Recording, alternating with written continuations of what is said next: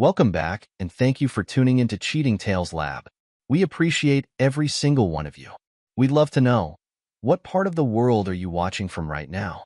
Let us know in the comments. Now, let's dive into today's story. Chapter 1. The Last Normal Day. Derek Mason guided his yellow taxi through Manhattan's bustling streets, navigating between delivery trucks and luxury sedans with practiced ease. His weathered hands rested loosely on the steering wheel, muscles relaxed despite the chaos around him. At 42, he'd perfected the art of invisibility, becoming just another face in New York's endless stream of cab drivers. A young woman in a business suit tapped on his window at a red light. Derek unlocked the doors with a gentle click. "Where to, miss?" "Goldman Sachs, please." She barely looked up from her phone, exactly how Derek preferred it.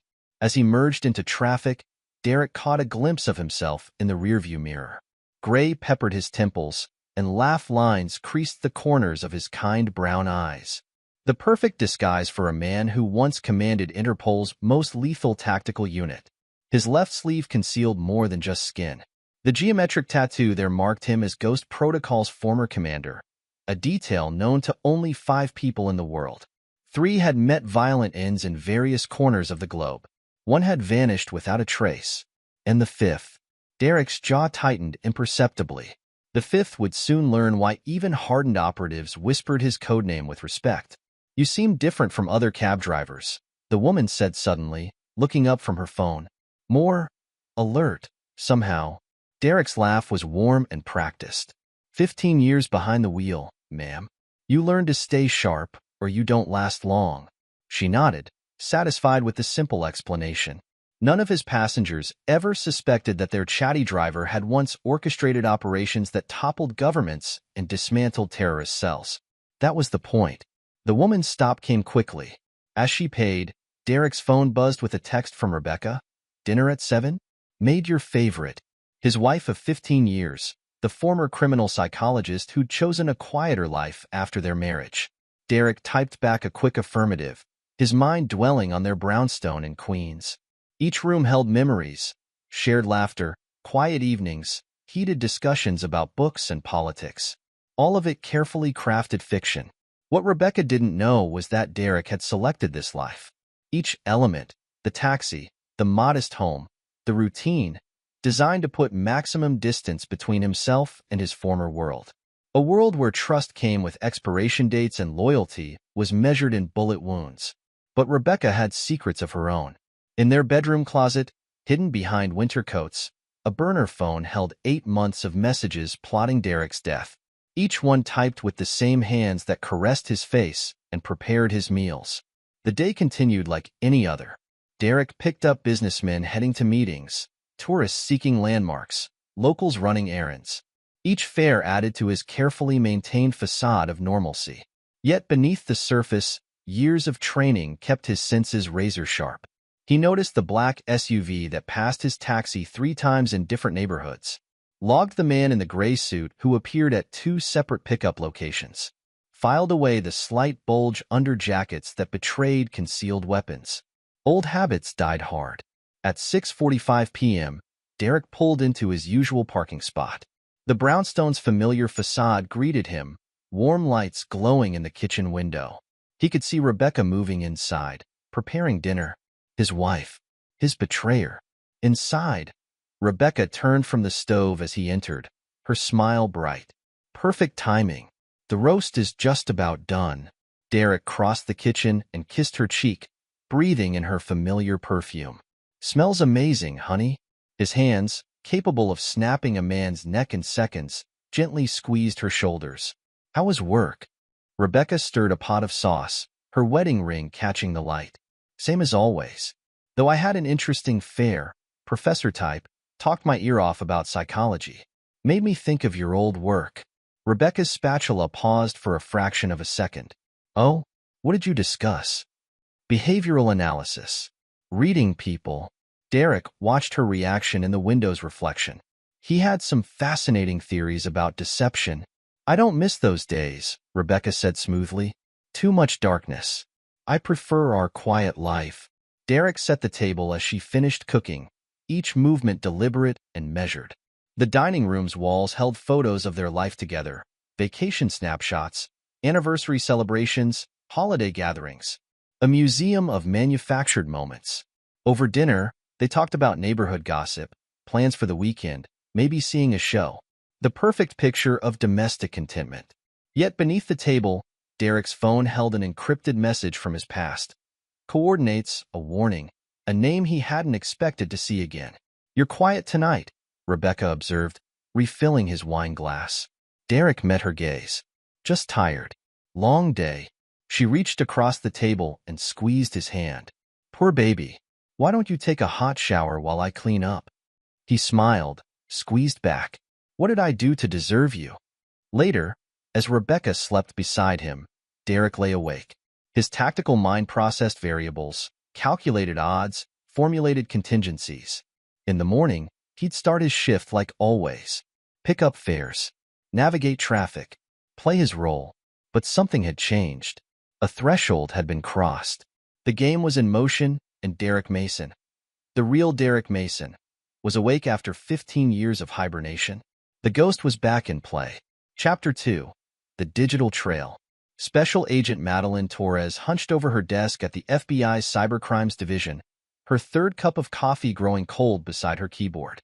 At 38, she'd traded field operations for digital warfare, but her instincts remained sharp as ever. Those same instincts now screamed that something was wrong. The dark web chatter had started 3 days ago. A series of encrypted transfers, bouncing through servers across 6 continents. Most agents would have missed the pattern, but Madeline hadn't spent 4 years as Derek Mason's second-in-command without learning to spot the invisible. "Got you," she muttered, isolating a transaction thread. $2 million, routed through a maze of shell companies before landing in an account linked to Los Zetas cartel. The target description was sparse but specific. Male, early 40s, cab driver, Queens residence. Former intelligence. "Hey Torres, you coming to the briefing?" Agent Chan stuck his head around her cubicle. 5 minutes. She didn't look up from her screen, fingers flying across the keyboard. The money's origin caught her attention. An encrypted channel belonging to Michael Reeves, hedge fund manager and rising star in Manhattan's financial circles. Madeline pulled up his file. 35, Harvard MBA, board member of multiple charities. No criminal record. But there was something else. A series of hotel charges, restaurant receipts, jewelry purchases. All in the past 8 months. All suggesting a man having an affair. Madeline had kept tabs on Derek since he'd walked away from Ghost Protocol. Not out of professional obligation. He'd been more than her commander. He'd been her mentor, the closest thing to family she had left. She'd watched him build his new life, respect his choice to disappear. Now she pulled up Rebecca Mason's social media presence. Pictures of charity events, book club meetings, neighborhood gatherings. Perfect wife, perfect life. Except, well shit. Madeline leaned back in her chair, pieces clicking into place. There she was. Rebecca Mason, photographed at a charity gala 3 months ago. Standing next to Michael Reeves, their body language screaming intimacy even in a crowded room. Across town, Michael Reeves adjusted his tie in his penthouse mirror. The Brioni suit cost more than most people made in a month, but appearance was everything in his world. At 35, he'd clawed his way into Manhattan's elite through ruthless ambition and calculated charm. His phone chimed with a message from Rebecca. "Missing you. Tonight?" Michael smiled, remembering their first meeting at the Metropolitan Museum Gala. She'd approached him during the auction, glass of champagne in hand, eyes sparkling with intelligence. Their conversation had ranged from Renaissance art to behavioral psychology, her insights cutting through his carefully maintained facade. He'd been intrigued, then obsessed. Rebecca Mason was nothing like the vapid socialites who usually surrounded him. Her mind was a razor wrapped in silk. Each meeting revealed new layers, new complexities. What Michael didn't realize was that he was being dissected. Each response cataloged, each reaction noted. Rebecca's former career hadn't ended with marriage. It had evolved into something far more dangerous. His phone rang. A secured line. "Is it done?" Michael asked without preamble. "Transfer confirmed." The voice was heavily accented. "My men are in position. Remember the requirements." It has to look like an accident. We know our job, senor. Michael ended the call, poured himself 3 fingers of scotch. The sun was setting over Manhattan, painting his corner office in amber light. Soon, he told himself, soon Rebecca would be free. Back at the FBI, Madeline Torres made a decision. She opened a secure channel she hadn't used in years, typed in a code sequence that would reach Derek Mason's phone. An alert that would wake the ghost. In Queens, Derek's phone vibrated silently in his pocket. Rebecca glanced over from the couch where she was reading. "Work?" she asked. "Just a fair request for tomorrow." The lie came smoothly as Derek read Madeline's message. His expression never changed, but inside, switches flipped. Programs activated. The soldier woke. "You've been working so hard lately," Rebecca said, setting down her book. "Maybe we should take a vacation. Get away from the city." Derek sat beside her, played his part. "That sounds nice. Where were you thinking?" "Somewhere quiet. Private." She leaned against him, breath warm on his neck. "Just the 2 of us." His arm went around her shoulders, muscles relaxed even as his mind processed the subtle threat in her words. Somewhere quiet. Somewhere isolated. Somewhere a body might never be found. "Let me check my schedule," he said, kissing her temple. That night, while Rebecca slept, Derek accessed the surveillance system he'd installed years ago. Not out of suspicion, protocol didn't allow for such weaknesses. Every conversation, message, whispered phone call had been recorded and archived. He found what he was looking for quickly. Rebecca's voice, speaking to Michael Reeves. "Derek's just a dumb taxi driver. Once he's gone, we'll have everything." In his home office, surrounded by evidence of his wife's betrayal, Derek Mason allowed himself a small, cold smile. They thought they were hunting a cab driver. They were hunting the ghost. Chapter 3. The First Move. The burner phone buzzed in Rebecca's purse during her Wednesday book club meeting. She excused herself to the bathroom of her friend Sarah's tastefully decorated brownstone, fingers trembling slightly as she read Michael's message. Contact made. 3 days. Rebecca stared at her reflection in the antique mirror. A successful psychologist would have recognized the signs of cognitive dissonance in her expression, the conflict between her calculated exterior and the ruthless machinery of her mind. She typed back, "No mistakes. Make it clean." Returning to the living room, Rebecca rejoined the discussion of that month's bestseller with practiced enthusiasm. None of the women noticed anything amiss. They saw only what she wanted them to see. The supportive wife who'd chosen love over career ambition. "Rebecca, you've been quiet about the ending," Sarah prompted. "What did you think?" "I found the protagonist's motivation unconvincing," Rebecca answered, drawing on years of academic analysis. His actions contradicted established behavioral patterns. The irony of her criticism wasn't lost on her. Here she sat, discussing fictional characters while orchestrating her husband's murder. But Derek had made it necessary. His carefully maintained facade of normalcy had frustrated her research for years. Across town, Derek's taxi pulled up outside a nondescript office building. Ray Sullivan climbed into the back seat, his muscular frame barely contained by a tailored suit. The former Marine sniper had saved Derek's life in Belgrade during an operation gone wrong. Now he worked private security, maintaining a network of contacts that kept him informed of underworld movements. "Thanks for meeting," Derek said, pulling into traffic. "Wouldn't miss it." Ray's voice was gravelly from years of combat cigars. "Been too long, Ghost. What do you have?" Los Zetas sent 3 men to New York last week, led by El Coyote. Derek's hands tightened fractionally on the wheel. Javier Mendoza, aka El Coyote, had earned his reputation making deaths look like accidents. His presence confirmed the professional nature of the hit. "They're staying in Brooklyn," Ray continued. "Industrial District. I've got eyes on them. Any connection to Romano's crew?" "Not yet. But Vincent's been asking questions about you." "Subtle ones." Derek processed this information. Vincent Romano had lost his brother to a ghost protocol operation years ago. If Rebecca had reached out to him, "Watch Romano," Derek instructed. "He'll make a move soon." "What about your wife?" Derek's expression didn't change. "Focus on the cartel. I'll handle Rebecca." After dropping Ray off, Derek began implementing countermeasures. He modified his routes, varying his schedule while maintaining the appearance of routine. Security systems in the brownstone were upgraded under the guise of home improvement projects. Rebecca noticed nothing unusual. Her attention was focused on Michael Reeves, their messages growing bolder as the deadline approached. Each conversation was captured by Derek's surveillance, archived alongside years of data. In his FBI office, Michael Reeves touched the small scar on his neck, a souvenir from his first meeting with Rebecca. She'd traced it with a fingernail during dinner, eyes gleaming with interest. "Tell me how you got it," she'd prompted. The truth, a childhood accident, seemed inadequate. So he'd invented a story about a mugging. Watching her reaction, her fascination with violence should have been a warning sign. Now he sat in his corner office, billions in assets under his control, orchestrating a murder with borrowed cartel muscle. The absurdity wasn't lost on him.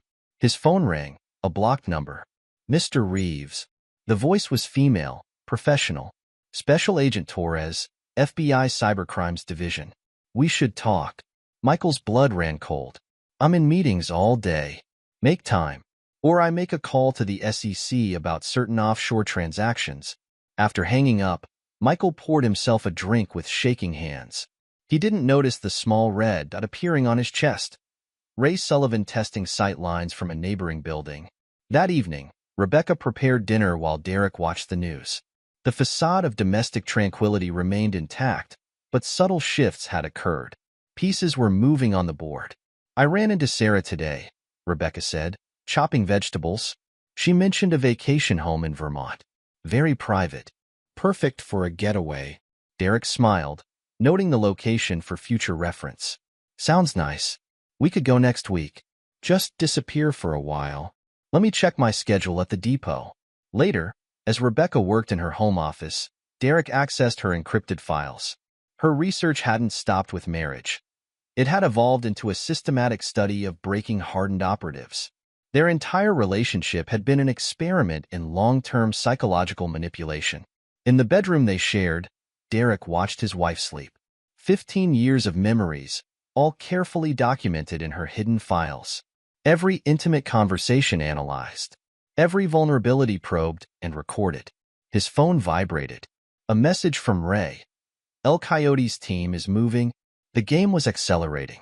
Soon, Rebecca's carefully constructed plan would collapse. But first, Derek needed to understand the full scope of her betrayal. In 3 days, blood would flow. The ghost would return to what he did best. And New York's underworld would remember why some legends are better left undisturbed. Chapter 4, First Blood. The brownstone sat quiet in the midnight hour.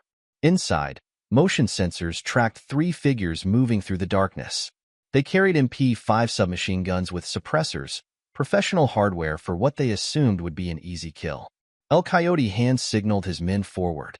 The intel said their target would be asleep upstairs, a simple cab driver, soft from years of civilian life. $2 million for an amateur job. From his position on the neighboring rooftop, Derek Mason watched through a thermal scope. His face remained impassive as the first intruder bypassed the obviously damaged backdoor lock. Position? Derek's voice was barely a whisper into his comm unit. "Northwest corner, 3 blocks out," Ray Sullivan responded. "Wind speed 2 knots. Target acquired. Hold for my signal." The first hitman crossed the kitchen threshold.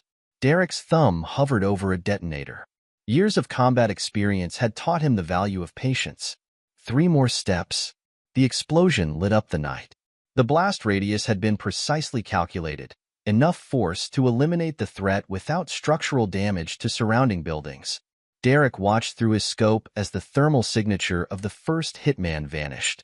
The second intruder spun toward the sound. Ray's bullet caught him center mass before he could radio a warning. He dropped without a sound. El Coyote proved why he'd earned his reputation. The cartel assassin dove for cover, switching positions with trained efficiency. But he'd already lost the initiative. "Target moving southwest," Ray reported. "No clear shot. Maintain position," Derek ordered. He switched to a different feed on his tablet. The house's internal cameras tracked El Coyote's movement. The assassin was good, staying low, checking corners, using furniture as cover. Derek allowed himself a small, cold smile. The cameras weren't just for surveillance. El Coyote reached the study. Derek activated the secondary system. Metal shutters slammed down over the windows and doors. Gas began seeping through the ventilation system. Not lethal, but it would disorient and incapacitate. The cartel hitman realized the trap too late. He fired a burst at the nearest shutter, but the reinforced metal held. Within seconds, the gas took effect. El Coyote stumbled, then collapsed.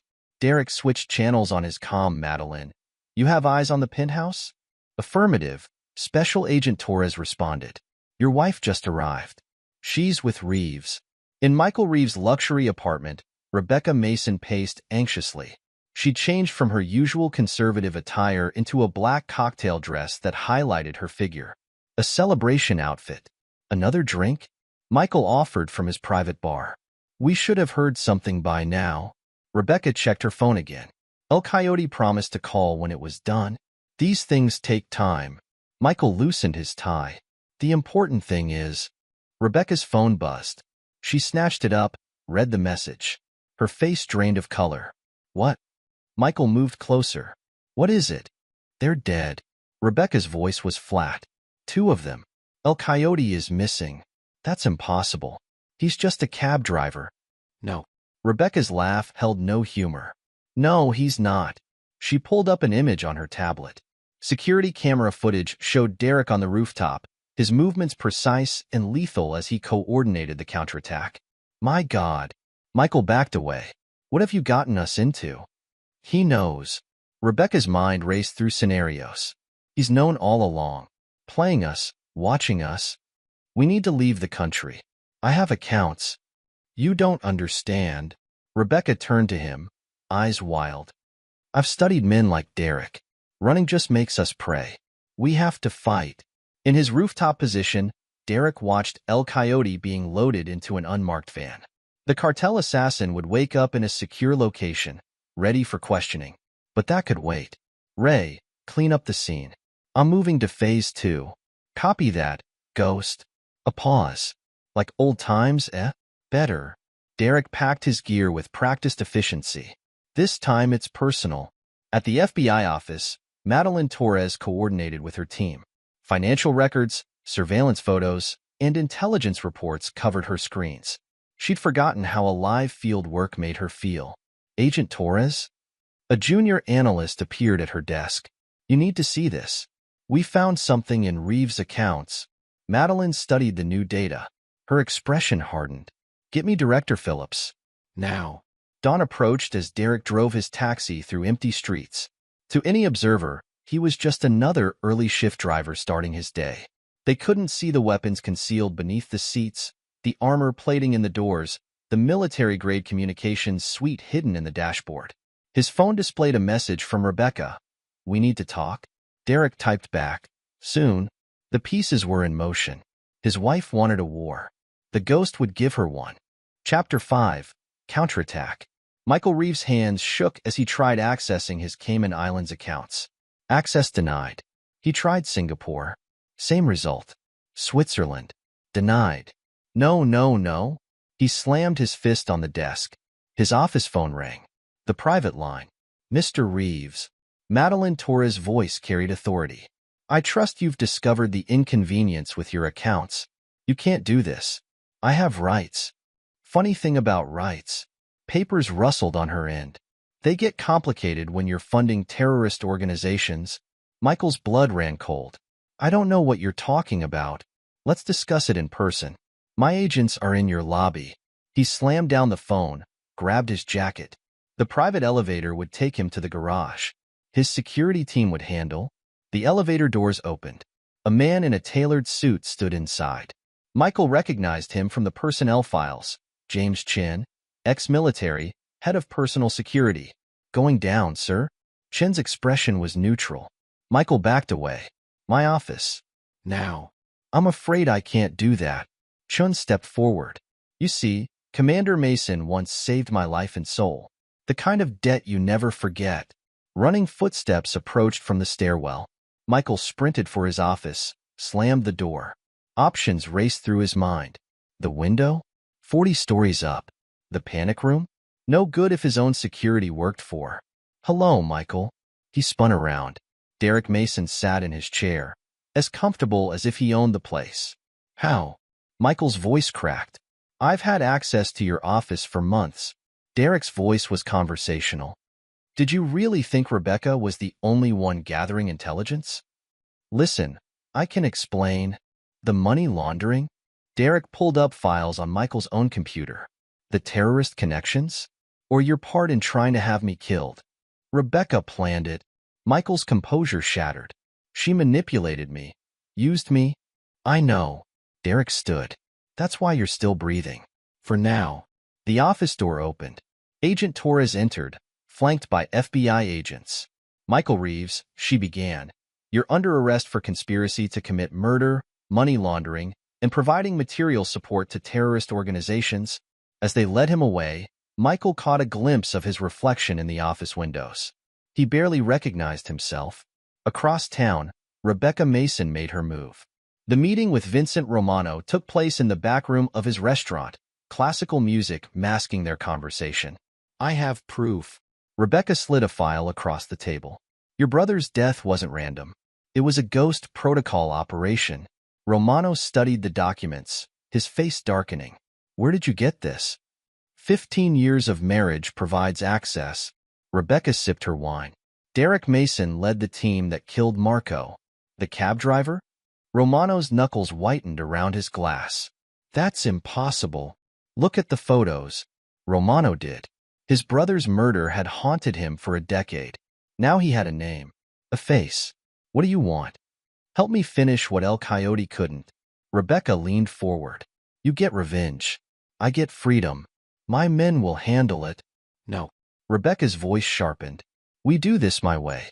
Derek's not just trained. He's brilliant. We need to be smarter.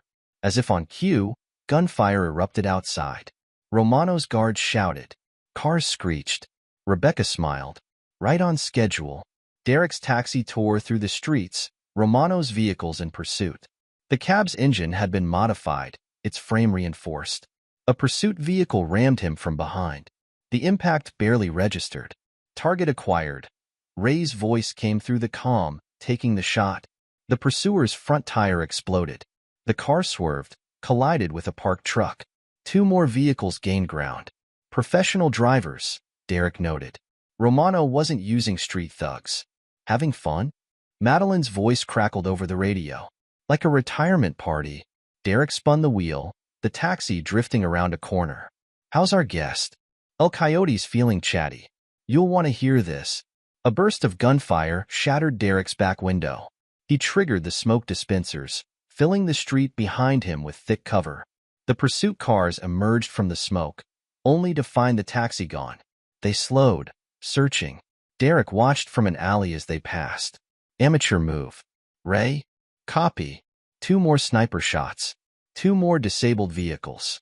In Romano's restaurant, Rebecca watched the chaos through traffic cameras. Each move calculated, each reaction predicted. Derek wasn't just surviving. He was sending a message. Your men failed. She turned to Romano. Now we do it my way. What's the play? Rebecca pulled out her phone, showed him a text message. Derek thinks he's hunting us. Time to show him who the real predator is. Chapter 6. The Deeper Conspiracy. Ray Sullivan's laptop displayed a grid of encrypted files. Each one contained years of Rebecca's research, meticulously documented experiments in breaking hardened operatives. Jesus Christ. Ray scrolled through the data. She recorded everything. Derek stood behind him, face unreadable. The safe house they'd chosen belonged to Madeline. Off the books, secure. Play the latest file. Audio filled the room. Rebecca's voice, clinical and detached. Subject continues to maintain operational deception protocols even in intimate settings. Standard infiltration techniques prove ineffective. Recommendation. Escalate to Phase 3 testing. Phase 3? Ray looked up. She staged arguments. Derek's voice was controlled. Created scenarios to test my reactions under emotional stress. The whole marriage was a laboratory. There's more. Ray opened another file. Look at the formatting, the terminology. This isn't independent research. Madeline entered, carrying fresh intel. He's right. We traced the documentation protocols. They match classified DARPA projects on enhanced interrogation. Rebecca wasn't just studying me. Derek's jaw tightened. She was developing new techniques for breaking agents. And I was her prototype. The revelation hit hard. 15 years of memories replayed with new context. Each intimate moment, each shared secret, all carefully documented, analyzed, weaponized. Across town, Michael Reeves sat in an FBI interrogation room. His Brioni suit was wrinkled, his confidence shattered. Start from the beginning, Madeline instructed. Everything about Rebecca's research. I thought. Michael's laugh was bitter. I thought she loved me. That I was special. You were a resource. Madeline's tone was professional.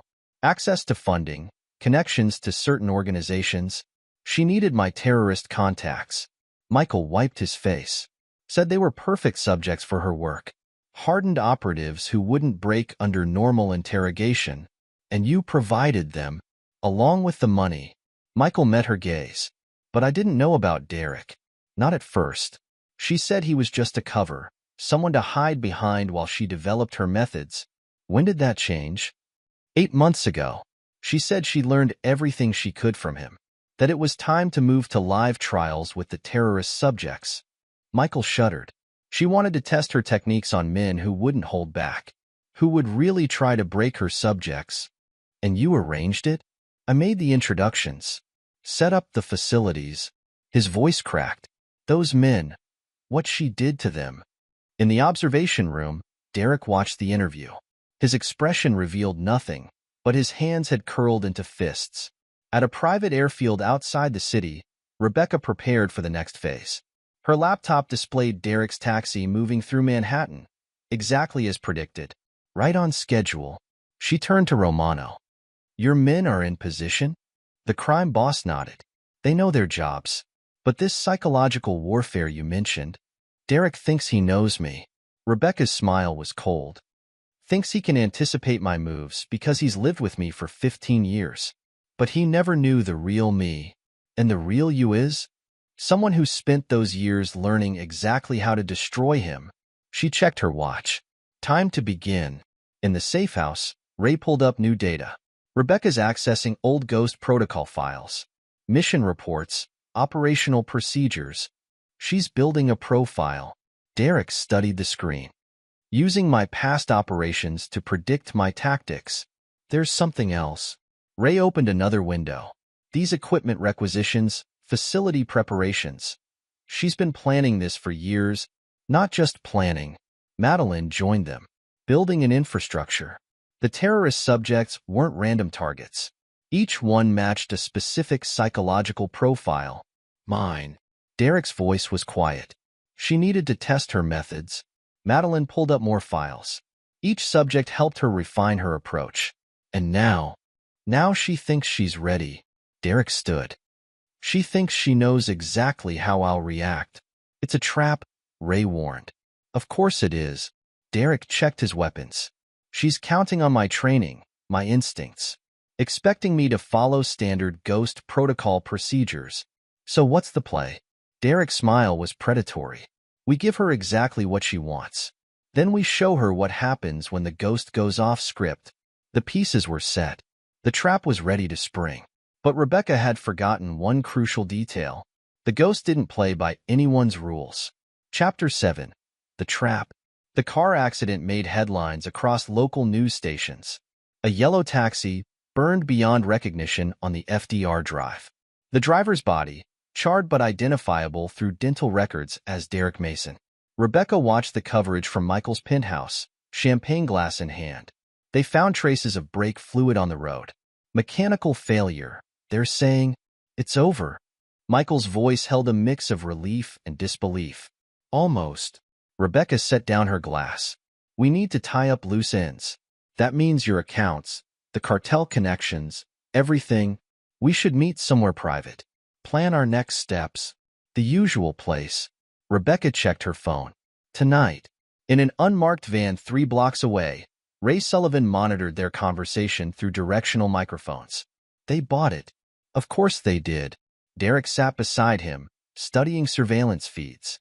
Rebecca thinks she knows all my tactics, all my moves. She'd expect me to fake my death. That's why she's walking into the trap? Madeline asked through the comm. No. Derek's voice was cold. She's walking into it because she thinks she's smarter than me. That's always been her weakness. The Plaza Hotel suite had been Rebecca and Michael's meeting spot for months. Private, discreet, with multiple escape routes, perfect for their affair. Now those same qualities would serve a different purpose. Security cameras are looped, Ray reported. Hotel staff has been cleared from the floor. Elevator controls? Derek checked his equipment. Secured. They'll only stop at the target floor. Derek nodded. Madeline? Video feeds are ready. All evidence compiled and verified. Michael arrived first, nervous energy making him pace the suite. Rebecca followed 10 minutes later, wearing a black designer dress that cost more than most people's monthly salary. To us, she poured champagne. And to new beginnings, the lights went out. Metal shutters slammed down over the windows. The doors locked with heavy mechanical clicks. Screens emerged from hidden panels in the walls, flickering to life. What's happening? Michael grabbed his phone. No signal. Rebecca spun in place, analyzing exits, searching for weaknesses. Her training kicked in, not the academic kind, but the covert operational experience she'd hidden for 15 years. Derek's voice filled the room, coming from all directions. Hello, Rebecca. The screens activated. Multiple video feeds began playing simultaneously. Rebecca and Michael at restaurants, hotels, planning Derek's murder. But there was more. Michael's meetings with terrorist financiers, footage of money exchanges, weapons deals. Impossible. Rebecca's mask cracked. We were careful. You were predictable. Derek's tone carried no emotion. You studied me for 15 years, learned my patterns, my techniques. But you forgot something crucial. And what's that, darling? Rebecca's voice dripped sarcasm, hiding her growing fear. I let you see exactly what I wanted you to see. New footage appeared. Rebecca conducting her experiments on captured operatives. Clinical notes detailing psychological breaking points. Evidence of torture disguised as research. Your work impressed certain agencies, Derek continued. They're very interested in studying your methods. From the other side of the glass, of course. Michael broke first. He ran to the door, pounded on it. Let me out. I'll tell you everything. Coward. Rebecca's contempt was visible. He's bluffing. He wouldn't risk exposing his own past. You mean Ghost Protocol? The screens changed again, showing official documents. The unit was officially dissolved years ago. All records sealed or destroyed. Except, Rebecca's eyes widened as she recognized her own secret files. The ones she'd planned to use as leverage. The ones now marked with official intelligence agency stamps. You didn't just study me, Rebecca. You documented everything. And now your research belongs to people who specialize in turning hunters into prey. The psychological assault continued for hours. Each screen targeted different vulnerabilities. Personal conversations, secret meetings, hidden accounts. All the layers of deception stripped away until nothing remained but truth. Michael cracked by dawn, huddled in a corner, confessing everything. Names, dates, accounts, a flood of information that would keep federal prosecutors busy for years. Rebecca stood her ground, defiant even as her carefully constructed world crumbled. She'd underestimated Derek once. She wouldn't give him the satisfaction again. You won't kill me, she said to the hidden speakers. You don't have it in you. 15 years of marriage proved that. Kill you? Derek's laugh held no warmth. Death would be a mercy. No, I learned from your research. The best punishment isn't physical. It's psychological. The screens displayed new information. Her research methods being implemented in black sites worldwide. Her techniques refined and turned against high-value targets. Her name becoming synonymous with breakthrough advances in psychological warfare. Your work will live forever. Derek's voice was almost gentle. And so will you. Under observation. Under study. A living testament to the effectiveness of your own methods. Rebecca's composure finally broke. Not from fear or guilt, but from the realization that her life's work would become her prison. She'd be dissected, analyzed, just as she'd done to others. "You're not as clever as you think," she spat. "El Coyote is still out there. He'll find you." About that. Chapter 8. Truth and Consequences. The hotel's parking garage was empty except for a few luxury vehicles. El Coyote moved between them, his reputation on the line. The cartel wouldn't forgive another failure. His intel said the ghost would come here after dealing with his wife. Professional pride demanded a final confrontation. "Looking for me?" El Coyote spun, weapon raised. Derek Mason stood 20 feet away, unarmed. "You're dead."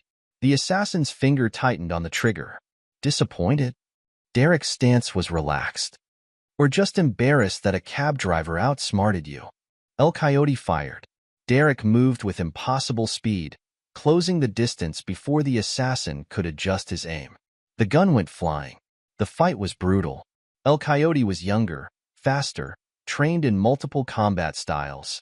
He landed several solid hits, driving Derek back against a concrete pillar. "Not bad." Derek wiped blood from his lip. "But you fight like someone who's never lost." The next exchange was decisive. Derek's attacks targeted nerve clusters, weak points, old injuries. Each strike delivered with the precision of decades of experience. El Coyote stumbled, his left leg giving out. What are you?" "A ghost." Derek's fist connected with the assassin's throat. "A legend." A knee to the solar plexus. A reminder. An elbow to the base of the skull. The cartel's most feared killer lay unconscious, reputation shattered. Derek retrieved his phone, dialed a number. "Package ready for pickup." Upstairs, Michael Reeves sat in an FBI interview room, spilling secrets like blood from a wound. Each confession damned him further, but he couldn't stop. "The terrorist financing started before Rebecca," he babbled. She showed me how to expand it. Use it for her research." Madeline Torres recorded everything, her expression neutral. "And the subjects?" "She chose them carefully. Men with military backgrounds, intelligence training. Said they'd give better data than civilians." "How many?" Michael's hands shook. 12, maybe 15. I didn't want to know details. Just provided facilities, funding, and disposed of bodies. They weren't supposed to die. His voice cracked. "She said her methods were non-lethal, but sometimes they wouldn't break, and she had to push harder." In another room, Rebecca sat stone-faced as federal agents detailed the charges. Conspiracy, murder, human trafficking, torture disguised as research. "You have nothing," she said. "No bodies, no witnesses. We have your records." The lead agent pushed forward a stack of files. "Your methodology was thorough." Rebecca's mask slipped.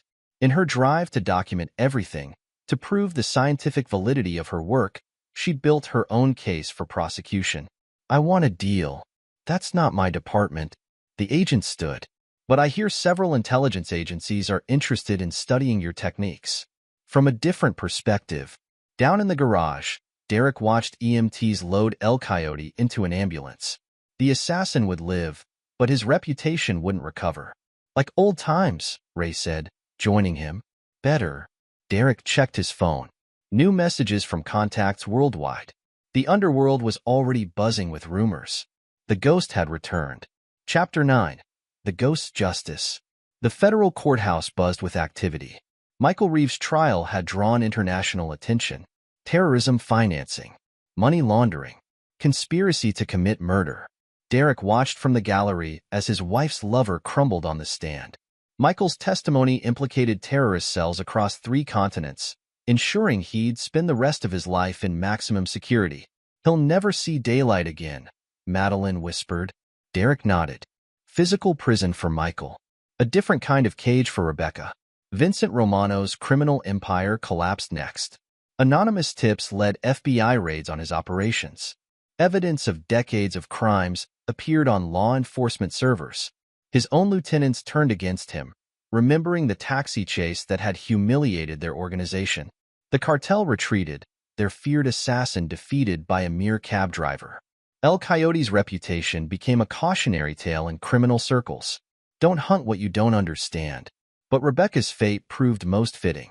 Her research, now classified by multiple agencies, became required study for counterintelligence units. Her methods were refined, improved, used to break the very kinds of operatives she'd once hunted. She lived in a secure facility, under constant observation. Teams of psychologists studied her behavior, her reactions, her attempts at manipulation. The brilliant mind that had dissected others became a specimen itself. Derek returned to his taxi, but not alone. Ray and Madeline stayed close, forming a new kind of family. They met regularly, sharing meals and memories, rebuilding what betrayal had broken. His legend grew in intelligence circles. Whispered stories of the ghost who lived among civilians, invisible until crossed. A warning to those who thought they could hunt wolves while wearing sheep's clothing. The geometric tattoo on his arm took on new meaning. Not just a mark of his past, but a promise. A reminder that betrayal carried consequences. One morning, a passenger asked how long he'd been driving. Derek glanced in the rearview mirror, seeing past the civilian facade to the weapon beneath. "Long enough," he replied, allowing himself a small smile. Long enough to know that all stories end. Some more satisfying than others. The taxi merged into traffic, becoming one with the city's flow. The ghost returned to his cover, his justice delivered, his legend secure. But his eyes stayed sharp, his skills ready. Because some wolves prefer sheep's clothing, and the best predators are the ones you never see coming. Epilogue. 10 years later. Derek Mason's taxi service had evolved into a fleet of 30 vehicles, each one meticulously maintained and equipped with hidden security features. At 52, his hair had turned completely silver, but his physical condition remained impeccable. The taxi company provided perfect cover for his real operations, a private intelligence network that spanned the globe. Another contract came in, Madeline Torres said, sliding a tablet across his desk in the dispatch office. Now the FBI's deputy director of cyber operations, she still collaborated with Derek on cases that required a more direct approach. International? Derek studied the details. Human trafficking ring. They're using rideshare services as cover. Madeline pulled up satellite imagery. Sound familiar? Derek nodded. After Rebecca's betrayal, he'd channeled his skills into hunting predators who hid behind legitimate businesses. His taxi fleet served as both surveillance network and insertion platform. "How's the family?" he asked, noting Madeline's new wedding ring. "Sarah's starting college next year. James got promoted to detective." She smiled, thinking of her wife and adopted son. They still ask when Uncle Derek's coming for dinner. The years had transformed their professional partnership into genuine family bonds. Madeline's marriage to FBI forensics specialist Sarah Chen had given Derek a new role, the protective uncle who taught their adopted son both self-defense and advanced mathematics. "Tell them Sunday." Derek turned back to the contract. "After we clean up this mess." Ray Sullivan entered the office, his sniper rifle concealed in a golf bag. At 48, he'd lost none of his deadly accuracy. Marriage to his longtime boyfriend, former Navy SEAL Michael Chun, had only sharpened his focus. "Surveillance is set," Ray reported. "We've ID'd their safe houses. You were right about the pattern. Same setup as Romano's old operation." Vincent Romano's criminal empire had become a case study in their work. After his organization's collapse, similar groups had tried copying his methods. Derek's team specialized in dismantling them. Speaking of patterns, Madeline activated a secure screen. "You'll want to see this." The monitor displayed a maximum security psychiatric facility in Switzerland. Rebecca Mason sat in a monitored room, surrounded by research papers. Her work on breaking hardened operatives had revolutionized counterintelligence, but she'd never seen freedom again. "She's been writing new papers," Madeline explained. "Theoretical frameworks for defensive psychological conditioning. Still trying to understand how I beat her." Derek's voice held no emotion. "The agencies studying her say she's become obsessed with your methods. She can't accept that simple loyalty trumped her complex manipulations." Derek thought of the 15 years of marriage, the elaborate deceptions, the betrayal. Rebecca had tried to break him using cutting-edge psychological warfare. He destroyed her with old-fashioned principles, honor, justice, and the ruthless efficiency of the ghost. "What about our other friend?" Ray asked. Michael Reeves occupied a cell in a federal supermax prison. His cooperation had helped dismantle terrorist financing networks, but his crimes had earned him multiple life sentences. Recent reports suggested he'd found religion, leading prison Bible studies. Still writing confession letters, Madeline said. One to Derek each month, detailing new memories of Rebecca's manipulation. The psychiatrists say it's part of his redemption complex. And El Coyote, the legendary cartel assassin, had never recovered from his defeat. After release from federal custody, he'd returned to Mexico, only to find his reputation shattered. Last intelligence placed him training police dogs in Guadalajara, a man who'd found peace in simple work with loyal animals. Derek's phone buzzed, a text from James, Madeline's son. Uncle D, need help with tactical analysis homework. Your place tonight? A smile touched Derek's lips as he replied affirmatively. The boy had inherited his mother's intelligence and determination. Under Derek's mentoring, he was developing into a promising intelligence analyst. He's going to follow you into the business, Madeline observed. He'll be better, Derek said. He's growing up knowing who to trust. The dispatch office housed more than taxi operations. Behind secured doors, a state-of-the-art command center coordinated missions worldwide. Derek's reputation had grown in intelligence circles, his services sought by agencies and private clients alike. A wall of screens displayed ongoing operations, human trafficking interdiction in Eastern Europe, terrorist cell infiltration in Southeast Asia, corruption investigation in South America. Each mission executed with the Ghost's trademark. New intel from Interpol, Ray said, checking his tablet. Remember that analyst who disappeared during the Rebecca incident? The fifth person who knew about the tattoo? Derek touched his left arm, where the geometric pattern remained a symbol of both past and purpose. Surfaced in Cairo. Running a private intelligence firm, Ray pulled up surveillance photos. Might be relevant to our trafficking case. Derek studied the images. Put a team on it. If there's a connection, already done. Chen's unit is in position. Michael Chen, Ray's husband, commanded their tactical response team. The former SEAL had proved invaluable in expanding operations beyond simple surveillance and elimination. How's the new training program? Madeline asked. Derek had established a discreet academy, teaching selected candidates the art of invisible warfare. Not just combat and tactics, but the deeper skills, patience, observation, the ability to hide in plain sight. Promising candidates, he replied. Former intelligence, special forces, law enforcement, all with one thing in common. What's that? They understand the price of betrayal. The lesson of Rebecca's betrayal had shaped their entire operation. Each team member was chosen not just for skills, but for their unwavering loyalty. The Ghost's family accepted no compromise. A buzzer indicated a visitor in the public office. Through the security feed, Derek recognized a familiar face, Sarah Chun, Madeline's wife, bringing lunch for the team. Your wife's here, he told Madeline. She's worried we're working too hard on this trafficking case. Madeline smiled. Probably right. The years had taught them to balance the mission with personal connections. Regular family dinners, weekend gatherings, celebrations of milestones, all part of maintaining their humanity while doing inhuman work. Derek's phone chimed again. A message from one of his taxi drivers. Possible target spotted. Following protocol. His network of drivers included carefully selected veterans, each trained to spot suspicious patterns. They served as the Ghost's eyes and ears across the city, gathering intelligence while maintaining perfect cover. I need to handle this, he told his team. Dinner at my place Sunday. Bring the families. As they prepared to leave, Madeline paused. You ever regret not having kids of your own? Derek thought of James, of the other children in their extended family, of the young agents he'd mentored. I have all the family I need.